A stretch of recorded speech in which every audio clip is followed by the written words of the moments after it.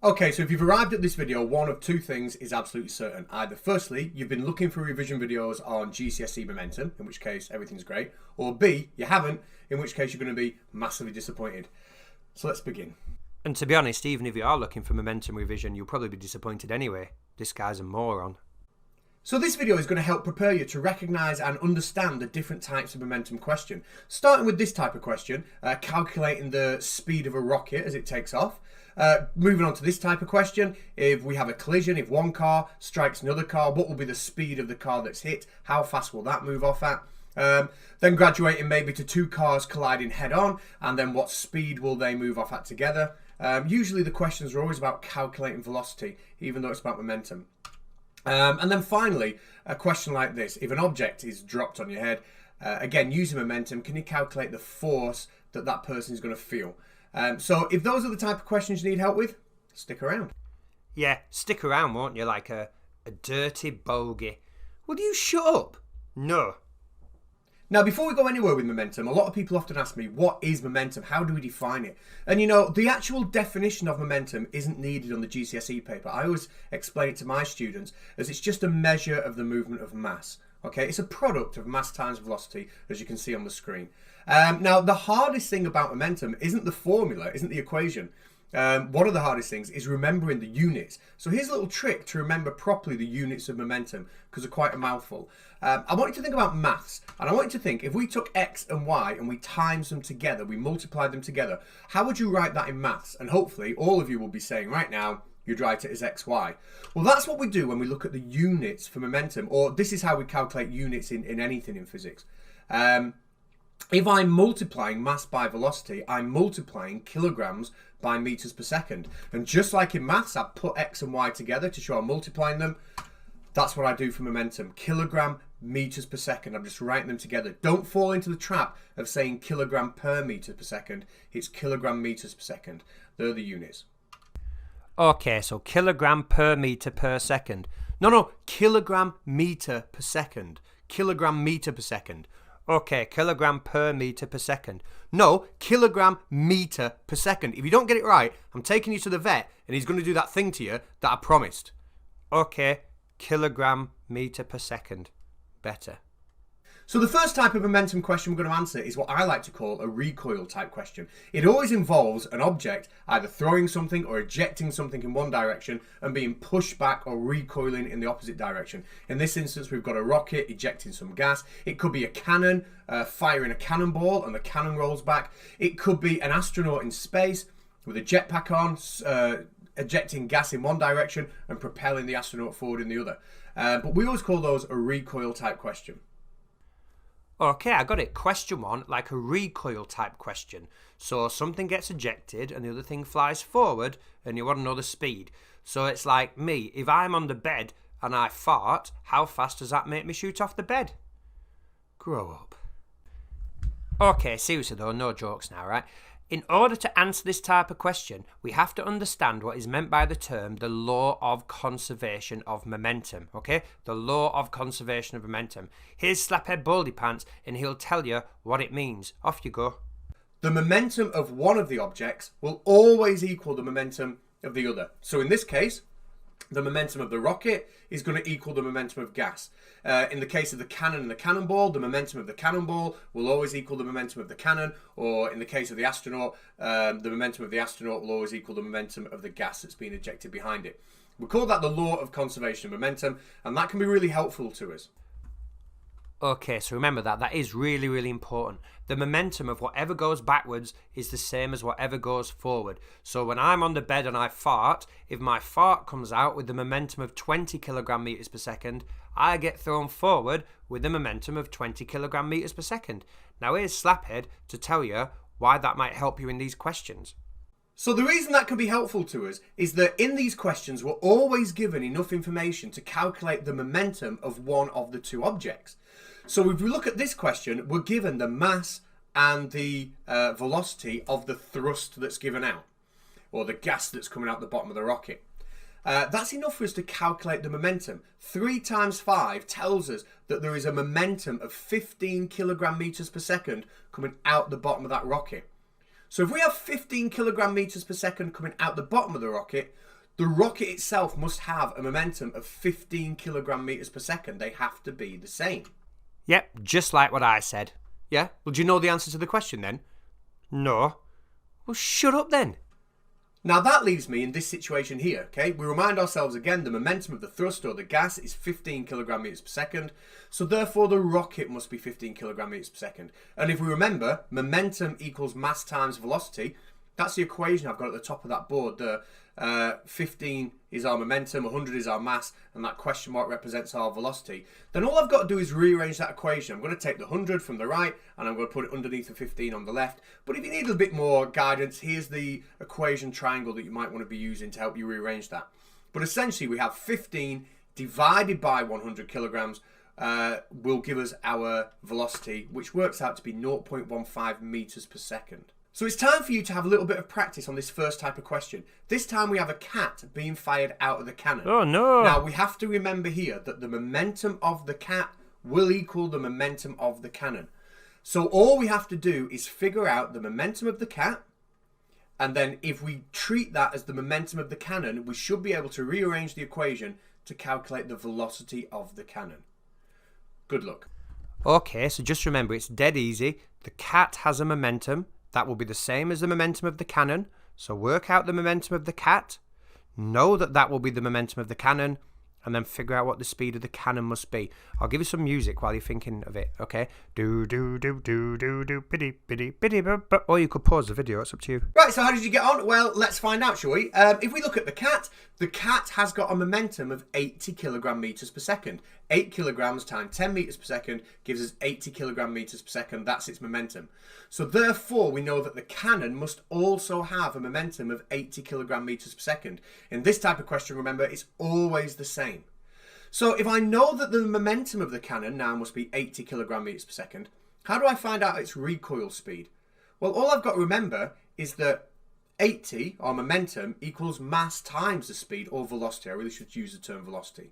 So 80 equals 40 times the velocity. So what's our velocity?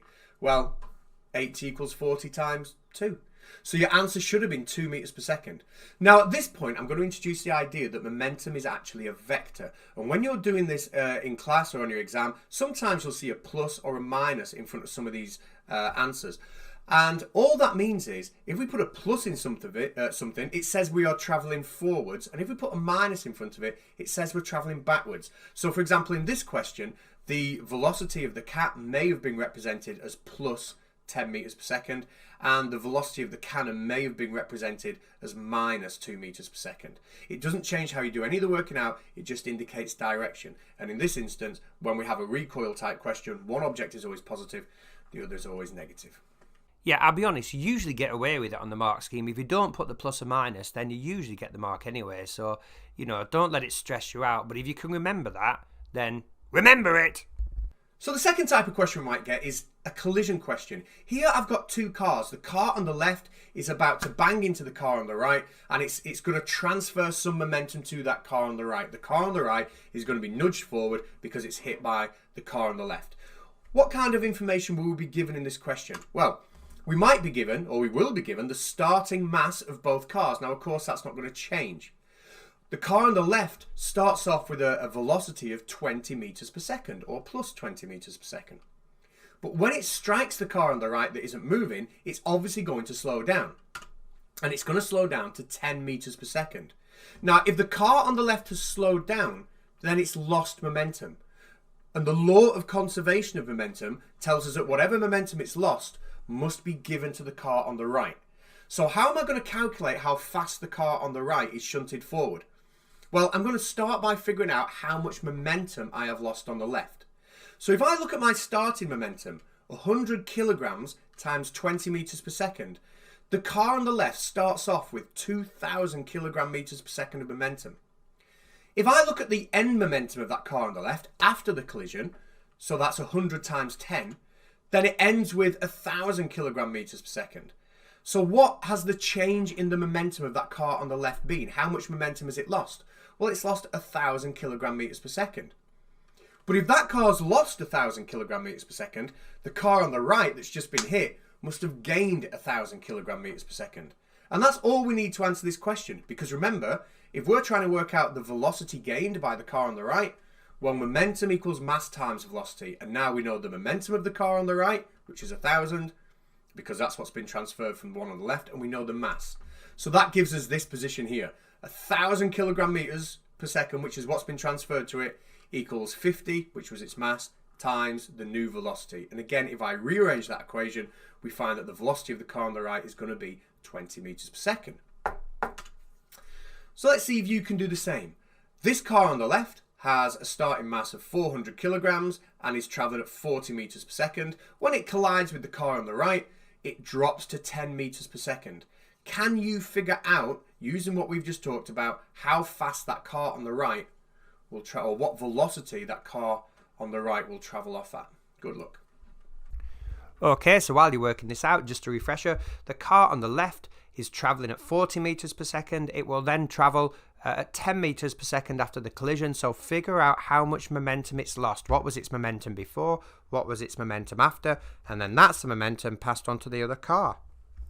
Anyway, while you're doing that, I'm going to entertain you by singing you some Aerosmith. You ready? Don't want to close my eyes, don't want to fall asleep, cause I miss you, baby, I don't want to miss a thing. Oh, that's amazing. Anyway, pause the video if you want. Right, I hope you did well with that. Let's find out. The car on the left is travelling at 40 meters per second, but when the collision happens, it drops to 10 meters per second, so therefore it's losing momentum. But how much momentum is it losing? Well, it starts off with 400 kilograms times 40 meters per second. That's 16,000, that's 16,000 kilogram meters per second. But when it hits the car on the right and slows down, then it's now only got 4,000 kilogram meters per second. It's got 400 kilograms times 10. So it's gone from 16,000 kilogram meters per second to 4,000 kilogram meters per second. So it's lost 12,000 kilogram meters per second, which has been transferred to the other car. Now that tells us, because we already know the mass of the other car, that the velocity of that other car must be 100 meters per second, or plus 100 meters per second.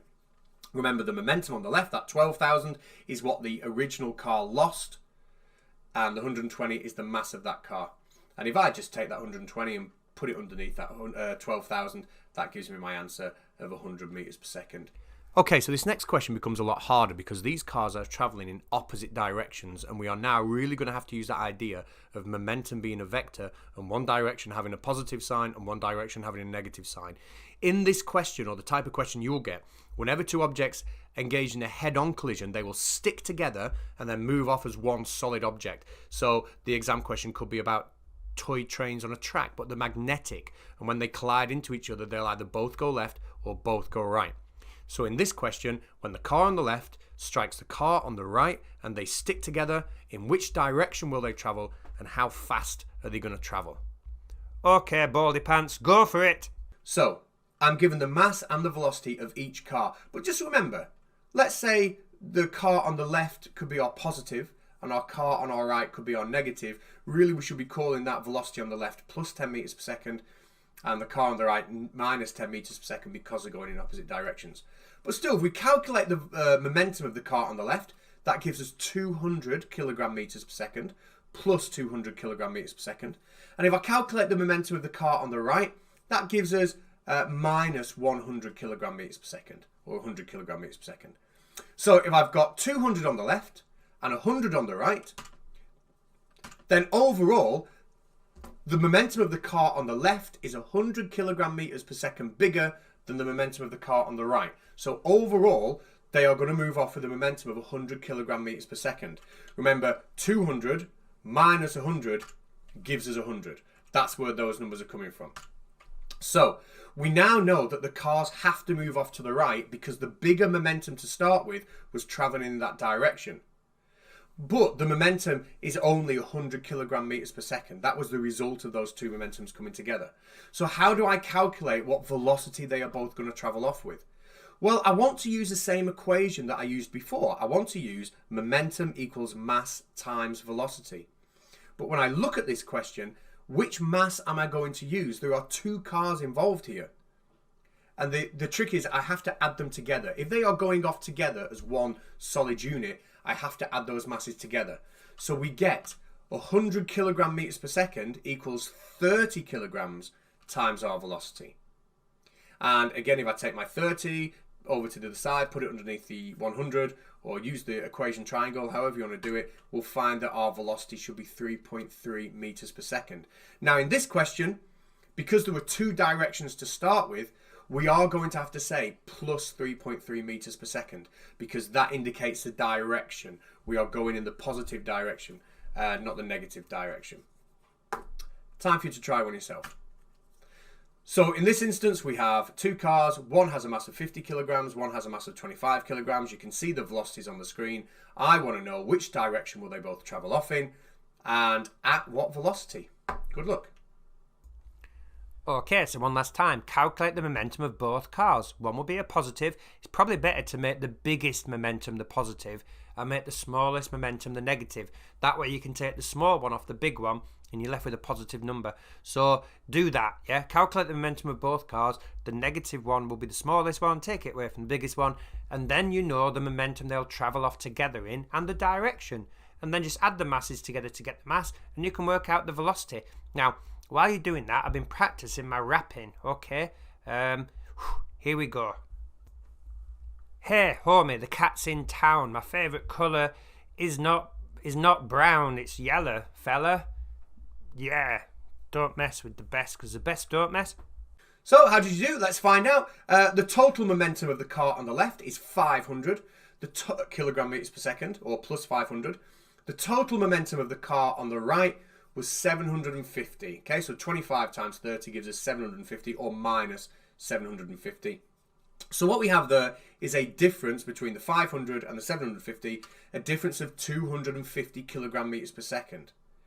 Now, what am I going to use for the mass? Well, I'm going to add the two masses of the cars together like we did before, because they're moving off together. So that gives us 250 kilogram meters per second equals 75 times the velocity, which again is 3.3 meters per second. But again, when we're writing that down as our answer, because that's moving in the negative direction, that will be minus 3.3 meters per second. Oh, if you did what I said and just make sure that you make the biggest momentum the positive direction, then it would have been plus 3.3 meters per second. Just show it and you're working out. Now, just talking about the positive and negative, you can decide for yourself which is a positive and negative direction unless the exam question states it for you. If the exam says forwards is a positive direction, then that's what you've got to go with. But when you're doing these calculations, really, you can just decide for yourself. As long as it's obvious and you're working out what which direction you've assigned as positive and which direction you've assigned as negative, then it doesn't matter.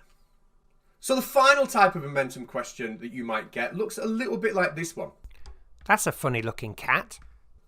What force will the man feel when this elephant is dropped on his head? So an elephant's going to drop on his head. We know the man's going to feel a force, but what kind of force is he going to feel? Yeah, what force will the man feel if the elephant poos on his head? Right, you're teasing me off now. Go away. Sorry.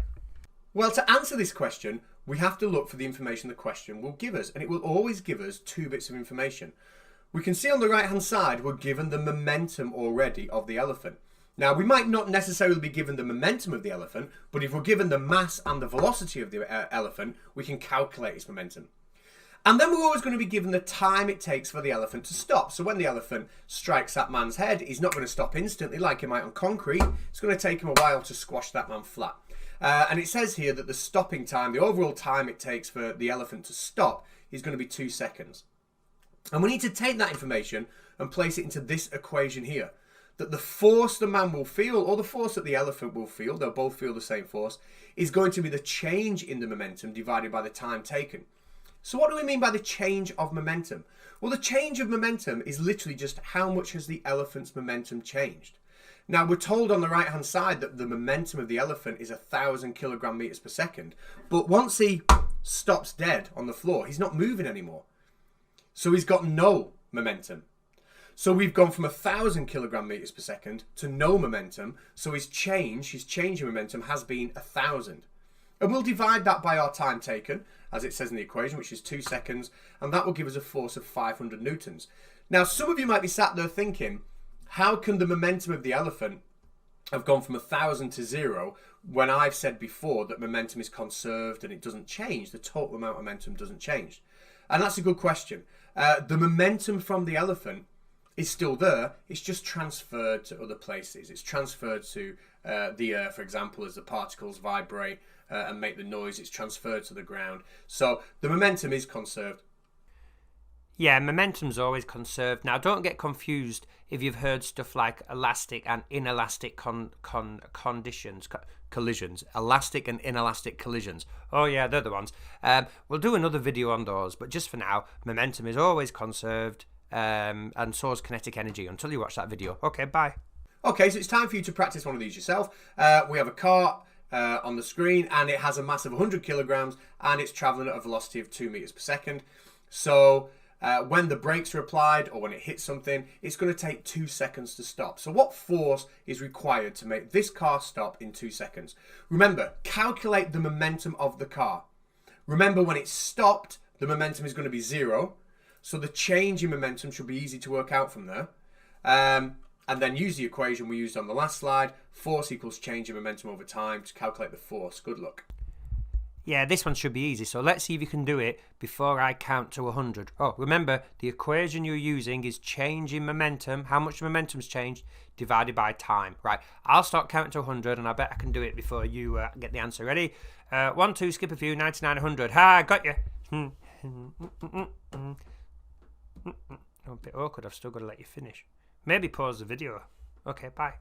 So here's the answer. If you've arrived at the force 100 newtons, then brilliant, well done. If not, just remember that we're using the equation that we used on the last slide. Force equals change in momentum over time. Now, the change in momentum of this car, it started off with 200 kilogram meters per second. Yeah, that 100 kilograms times that 2 meters per second. And then if we divide that by the time taken, which was 2 seconds, that gives us 100 newtons.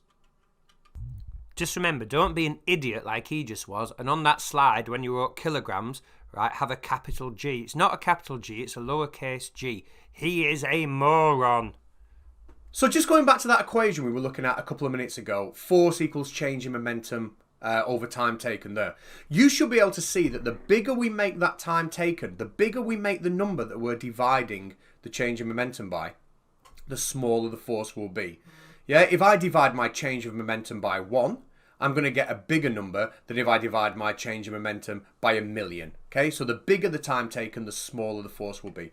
And that's a really important concept when we start looking at questions like this, more written answer style questions rather than calculation questions.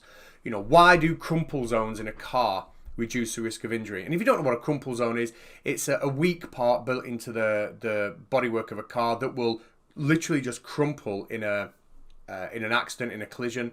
How do airbags reduce the risk of injury? Why is there less chance of injury if you fall in snow? All of those things will increase the time taken for the object to stop.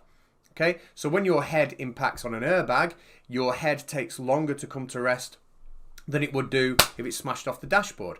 You know, if you fall in snow, it takes you longer to stop. The snow is more cushioning than it would do if you just landed on concrete. But you can't just get away with saying it's softer, therefore you'll have less injury. Okay, yes, it's softer, but that means you will take longer to stop. That means that the force will be less, and then you justify that by saying because force equals change in momentum over time, so therefore the bigger the time, the lower the force. So if you get a more lengthy written type question, that's what they're after. Anyway, I'll be back with another video where I probably do some harder momentum questions and just see how you get on with those. Please whack that subscribe button if you want more stuff like this to help you through your GCSEs. We also do maths and astronomy as well. Videos on those are upcoming soon. Until then, yeah, see you later.